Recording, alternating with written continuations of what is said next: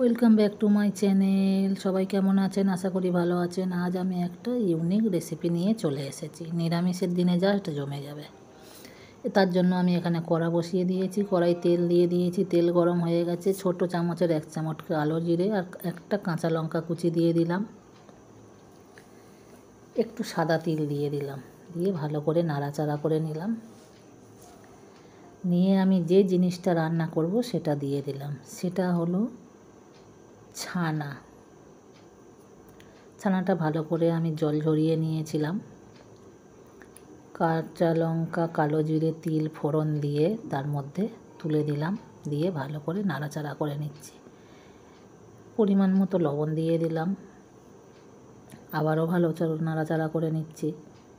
অসম্ভব সুন্দর লাগে বন্ধুরা, যারা না খেয়েছেন একবার অন্তত ট্রাই করুন।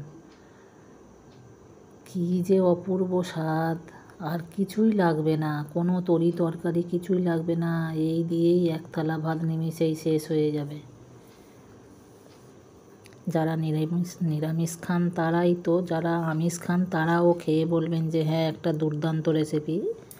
পরিমাণ মতো 1 চিমটে চিনি দিয়ে দিলাম, লবণ চিনির ব্যালেন্স হওয়ার জন্য। দিয়ে ভালো করে নাড়াচাড়া করে নিচ্ছি।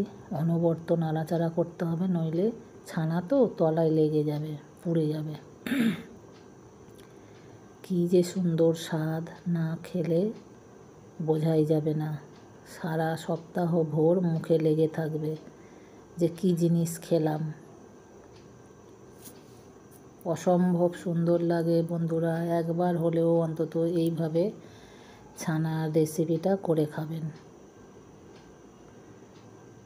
পনিরের তরকারি তো সকল সময় খান, পনির পকোড়া, কত রকমের রেসিপি, পালং পনির, সব কিছু খান। একবার পনির না করে ছানা এইভাবে করে খেয়ে দেখুন, কী যে স্বাদ, কী বলবো বন্ধুরা। আমারও তো প্রথমে বিশ্বাস হয়নি, কিন্তু করে যখন খেলাম বললাম যে হ্যাঁ সত্যি অসাধারণ। পরিমাপ সব ঠিক রাখতে হবে। ভালো করে নাড়াচাড়া করে নিচ্ছি। হলুদ দেব না, যেহেতু ছানা তো দেখতে সুন্দর সাদা সাদা হয়ে থাকবে। অনবরত নাড়াচাড়া করতে হবে। প্লিজ বন্ধুরা, ছোট ভিডিও সবাই দেখবেন, অনুরোধ রইল পাশে থাকার।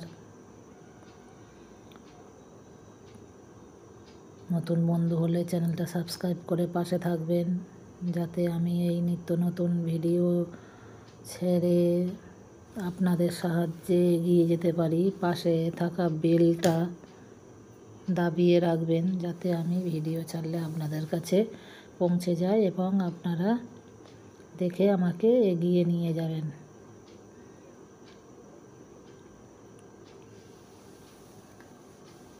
নতুন বন্ধু হলে চ্যানেলটা সাবস্ক্রাইব করে পাশে থাকবেন। সবাই ভালো থাকবেন, একবার হলেও এই রেসিপি করে খেয়ে দেখবেন। সবাই ভালো থাকবেন, টাটা।